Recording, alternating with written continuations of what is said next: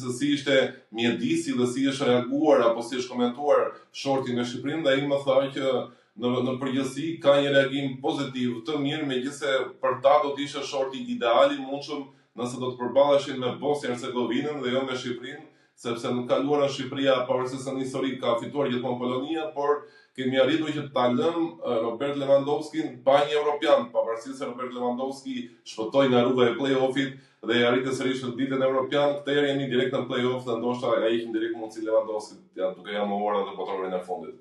Plus ai do të harrojmë shkarkuar edhe selektori i tyre në atë periudhë. Po, sa. Janë shkaktuar shumë të lashe kombëtarës polake në atë periudhë. Po më bën përshtypje se besoj edhe polakët e shohin aspektin e njëjtë.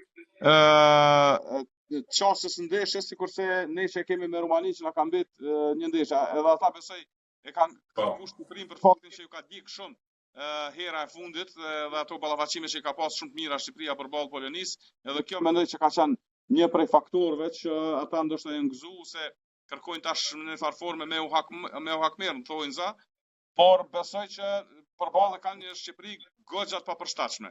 Edhe mendoj që ka elemente tani, edhe pse nuk e di sa do të mund të llogaritet tani në Armando Broja, nuk e di shkallën e lëndimit. Por Shqipëria sa? Thuhet që nuk është i dëmtim serioz dhe pritet që Broja të jetë gati pas 2 javësh për të qenë prapë me ekipin. Perfekt. Kështu që mendoj që Shqipëria prapë bën të lashë Polonisë në çfarë do forme. Na, Poloninë e njohim futbollistë, e njohim futbollin, e shohim që Polonia mund të ketë 2-3 elemente me jashtëzakonisht përvojë që mund të cilësojmë si futbollistë elitar. Ka mbetur përvoja Lewandowskit edhe deri diku Zielinski që llogaritet të jetë niveli i lartë i futbollit evropian. Ndryshe pjesa tjetër mund të jetë një lloj kamuflimi që ndihmohet përvoja që japin Lewandowski dhe Zielinski. Ndërkohë nga ana tjetër është paksa befasuese edhe fakti që trajneri i Polonisë Urban pati disa deklarata paksa nëndërsuese për Shqipërinë, duke thënë që nuk e njeh si kundërshtar, nuk e njeh si ekip, nuk e njeh si kombëtar, e njeh vetëm faktin që është Silvinho aty dhe duke përmendur që disa lojtarë tanë luajnë në Serie A. Megjithatë, ai theksoi që kemi kohë të përgatitemi për Shqipërinë dhe duhet të shikojmë edhe se kush do të jetë fituesi i Suedi-Ukrainë. Pra në thelb ishte një ndeshje e mbyllur që pa luajtur për trajnerin e ri të Polonisë. Trajneri i Polonisë tani nuk njeh Shqipërinë apo nuk njeh historinë e Polonisë, sepse në të kaluarën, siç e thënë ti kolegu ti, u shkarkua pikërisht pas një humbje me Shqipërinë. Po në këtë rast duhet mendje madhësia ta thënë qofën në shumë të në rasteve. Nuk besoj që ai nuk e ka përcjell Shqipërinë, nuk besoj që nuk e din historinë e Shqipërisë, nuk besoj që nuk e ka pa ndeshjen e Shqipërisë me Polonisë të bësh selektor pa i përcjell të ndeshje, nuk besoj që tipet mundësia, sepse duhet analizë, duhet të jepet projekt se si e sheh kombëtarën, por mendoj që kjo është formë presioni që kundërshtarit në vlerësohet dhe të futet në presion para ndeshjeve që zhvillohen në mars. Pra, ai në një kohë nënçmon Shqipërinë dhe në të njëjtën kohë mundohet të arrijë moralin e futbollistëve dhe kombëtarëve të tij para ballafaqimit me kombëtarën e Shqipërisë në këtë sfidë shumë të rëndësishme që do të jetë edhe për ta normalisht. Por a janë në këso pozite? Unë nuk besoj.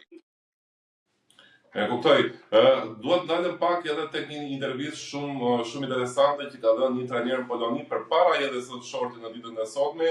Bëhet fjalë për Robert Podolinski, i cili i pyetur nga gazetarët në Poloni se këtë do të dëshironte nga vazo e tretë, tha tekstualisht, nuk do dëshiroja kurse si Kosovën më duket me keqja e mundshme, tha për faktin se është një ekip që ne nuk kemi ndeshur në të kaluarën dhe ka zhvilluar një fushat kualifikuese, të cilat janë fantastike, tha ndoqë edhe barazimin e tyre kundër Zvicrës. Nga ana tjetër, ai theksoi që do doja tha që të kishim Shqipërinë në këtë vazë të tretë, sepse për mua tha janë duke zhvilluar një fushat kualifikuese shumë të keqe dhe ndodhen në periudhën e tyre më të keqe që nga ardha e Silvinhos.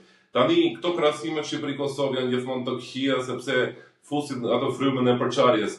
Por do doja nëse mund të kapim të pjesën e frymës, a ka një frymë ndoshta paksa më të mirë Kosova se sa Shqipëria në kuptimin e ekipit, rezultateve të trajnerit, të lojtarëve që qëndrojnë pranë trajnerit, sepse me Silvinhon që pas kohës evropianit ka pasur dashuri dhe urrejtje mes lojtarëve që ndonjëherë krijoheshin edhe frymë përçarje, por një rezultat i mirë pastaj na bashkon e prapë gjithëve. E kam pasur përshtypje që Shqipëria në këtë kampanjën e fundit me kundërshtar të fortë e ka shfaq potencialin dhe ka pas ka pas lojë më të mirë, teksa te kundërshtarët në nivel ose nën nivel ka performuar më dobër Shqipëria te kombëtarët që janë mbyll.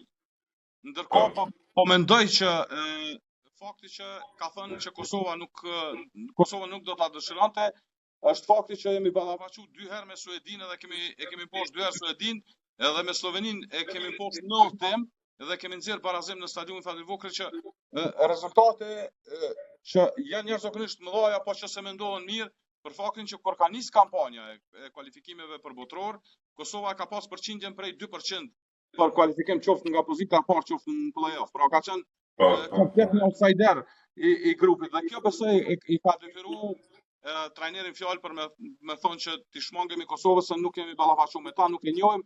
Në anën tjetër kanë luajtur me Shqipërinë, e njohin kundërshtarin, po e kanë pa edhe më shumë edhe dorën zamër. Shqipëria ka shumë më shumë përvojë në arenën ndërkombëtare dhe evropiane. Prandaj nuk është thjesht atë që ka kërkuar, pasi kundërshtari njofshëm do thotë që edhe kundërshtarit një ty.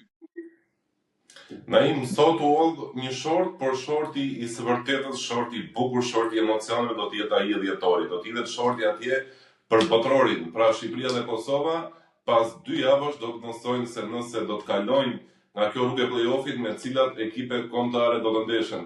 Pra për të rikujtuar njerëzve, shorti botrorit nuk do të hidhet në muajin pas muajit mars kur ne kualifikohemi, por do të mësojnë. Jo, hidhet më herët. Kjo është një gjë e mirë, po dhe gjë e keqe, sepse do të na ngelte peg nëse do të kishim ato kombëtarët e bukura Brazil, Argentinë që ne asnjëherë në jetë nuk kemi ndeshur dhe do t'i dimë se me këto ndeshemi, por është edhe një lajm shumë interesant fakti që se si do të ndahen vazot. Janë 4 vazo dhe Shqipëria dhe Kosova do të jenë në vazon e 4 që do ta bëj akoma dhe më të vështirë punën. Janë 2 mënyra se si pritet që FIFA të procedojë, sepse vendimi